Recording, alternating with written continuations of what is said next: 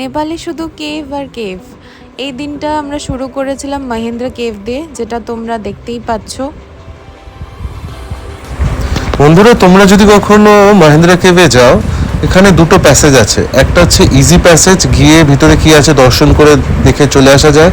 আর এইটা হচ্ছে tough passage, যেখানে আমি ভিডিও তুলতে ভালো করে পারিনি, বাট আমরা ওইখান থেকে বেরিয়ে এসেছি। নেক্সট ডেস্টিনেশন ব্যাট কেভ ছিল। যদি দেখো উপরে অসংখ্য ব্যাটস ঘুমোচ্ছে বা ঝুলছে জানি না, বাট এইটা আমার মনে হয় সব থেকে টাফেস্ট কেভ ছিল to take an exit, because একটা ইজি পথ ছিল গিয়ে ব্যাক করে আসা, আর আমি আর আমার একটা বন্ধু সৌনক আমরা টাফেস্ট ওয়েটা নিই, যেটা তোমরা দেখতে পাচ্ছ। এখান থেকে এক্সিট করতে হবে, ছোট্ট passage, and it was really really really tough.